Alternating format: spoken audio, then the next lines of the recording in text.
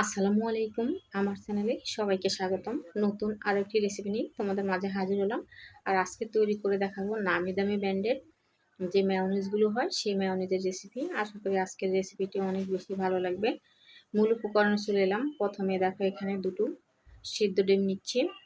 তো চেষ্টা করবে ডিমগুলো সিদ্ধ নেওয়ার জন্য। কাঁচা ডিমের মেয়োনিজ তৈরি করলে খুব তাড়াতাড়ি নষ্ট হয়ে যায়। অফ ক্যামেরা ডিমগুলো সিদ্ধ করে খোসা ছাড়িয়ে রেখেছিলাম। এবারে হাত দিয়ে ভেঙে দিচ্ছি। তোমরা চাইলে গোটা ডিমটাও দিতে পারো, সেক্ষেত্রে টাইমটা একটু বেশি লাগবে। আর এই মুহূর্তে ছোট্ট একটি অনুরোধ করব, আমার আজকের রেসিপি যদি তোমাদের কাছে এতটুকু ভালো লেগে থাকে তাহলে একটি লাইক করে দিও প্লিজ। তোমার একটি লাইক আমার এই রেসিপিটা অন্যদের কাছে পৌঁছাতে সাহায্য করবে।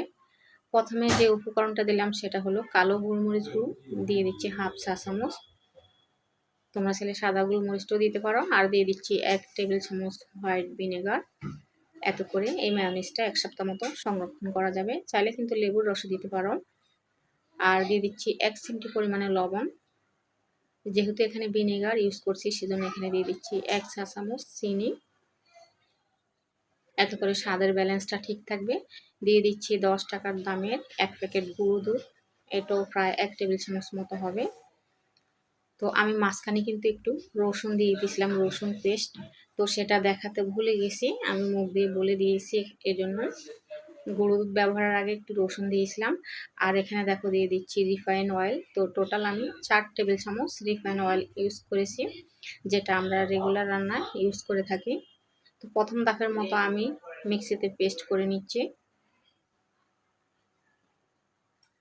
পেস্ট করা হয়ে গেছে। এটা কিন্তু এখনো অনেকটা ঘন রয়ে গেছে। তো এখানে আমি যে কাজটা করব সেটা হলো আমি একটু পানি অ্যাড করে দেব। তোমরা যদি সংরক্ষণ করতে চাও সেক্ষেত্রে কিন্তু পানিটা স্কিপ করে এখানে আর একটু তেল দিলে হবে। 1 টেবিল চামচ মতো তেল দিলে হয়ে যাবে।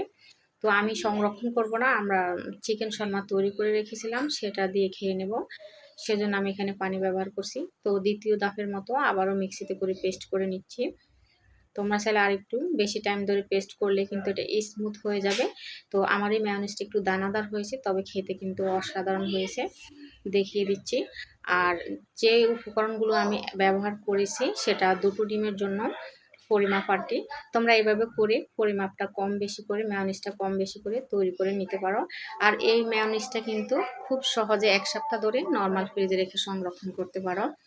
আর এর সাথে তৈরি হয়ে গেল আমার নামি দামি ব্র্যান্ডের মেয়োনিজ রেসিপি। কেমন লাগলো আজকের রেসিপি? ভালো লাগলে একটি লাইক করে দিও প্লিজ। আর প্রতিদিন এরকম নতুন নতুন রেসিপিতে চ্যানেলটি সাবস্ক্রাইব করে পাশে থেকো। সবাই ভালো থেকো। আল্লাহ হাফিজ অ্যান্ড আসসালামু আলাইকুম।